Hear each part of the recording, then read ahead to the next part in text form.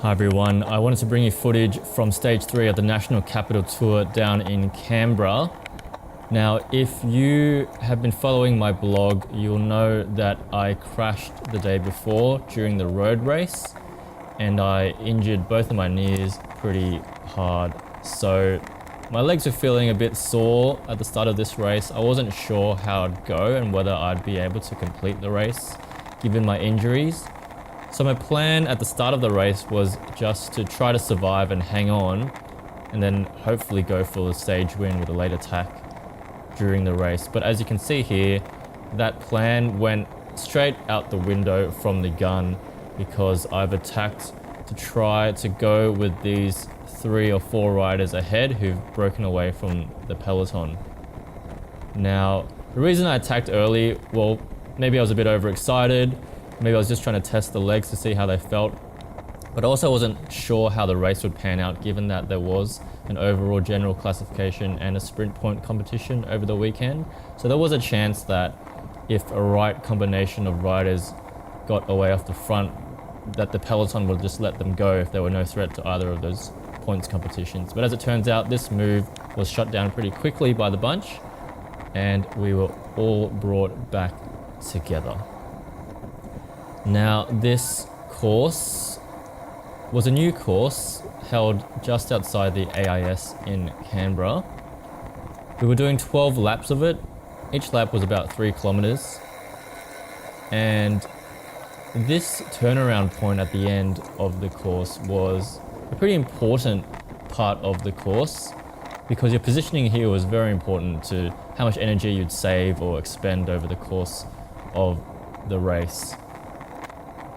Another important point about this course was the crosswind, or the wind direction in general. Here you can see one rider's got away.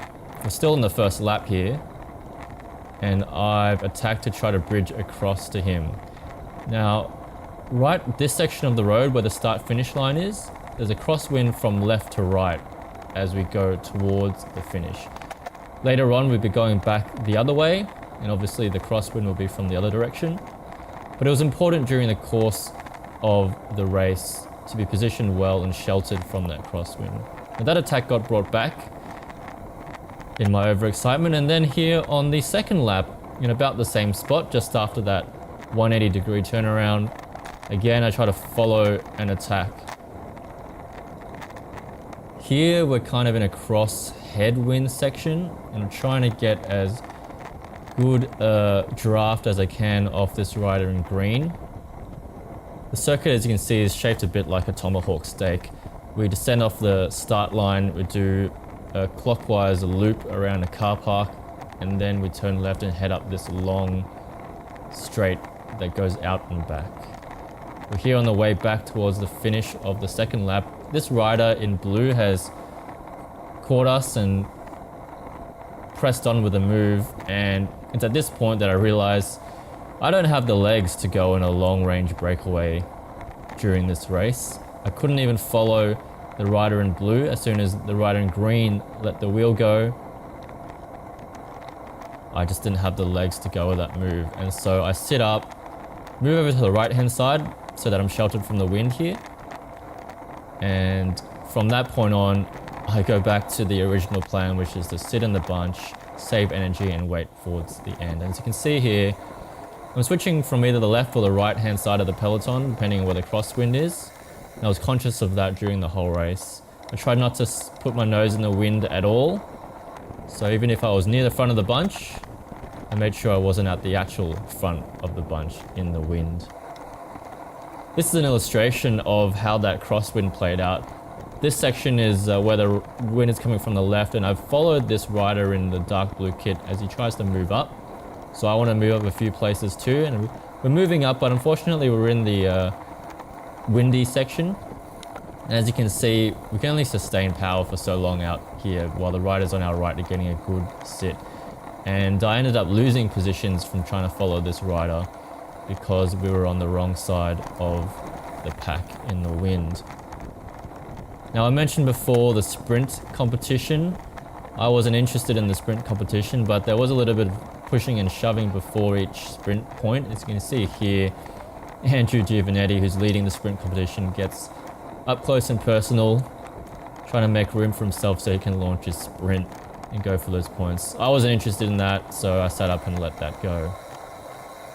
So for the course of the race, I was sitting in, saving energy after that initial flurry of attacks.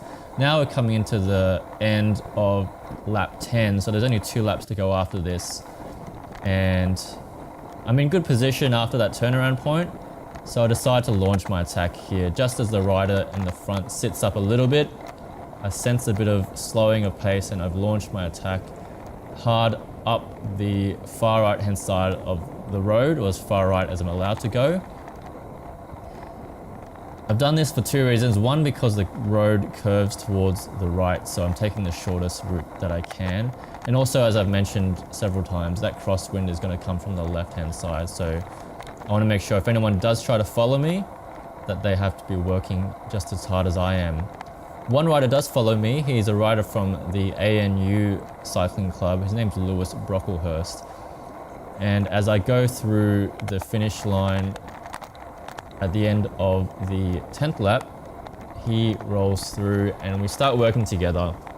Now, whenever I attack like this, I feel good for about 10 seconds when I first launch off the front of the bunch. Start settling into maintaining this really fast and hard rhythm. My lungs just start gasping for air, my legs start seizing up, and I really start feeling the pain. And at a time like this, I kind of just want to get caught so I don't have to keep putting in so much effort. But Lewis and I, we worked well together. As you can see here, the crosswind's coming from the right, and I'm leading on the right-hand side so that Lewis can come through on the sheltered side and take his pull. Now we get to the turnaround point for the second last time of the race. As you can see, the bunch has closed the gap. They're not that far behind us, but still Lewis here puts in a pretty big turn to take us all the way from that turnaround point to the finish line as we take the bell. He's looking back, I'm looking back. There's still a little bit of a gap to the bunch, but they do unfortunately close us down here on the final lap. So unfortunately that brought an end to our late race breakaway attempt. And I had committed fully to that move, which meant I was pretty low on gas now that the bunch had caught us.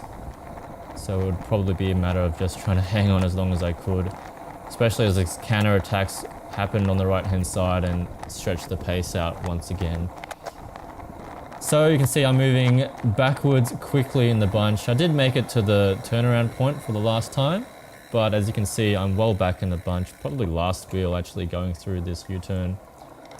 There are riders who've already been dropped, and coming out of that hairpin turn, the gaps open up again in front of me, and I sprint hard to close them down. I did manage to get back on moment, but as we approach the finish, the pace lifts again. These riders start popping. One on the right took a look back and dropped off the back.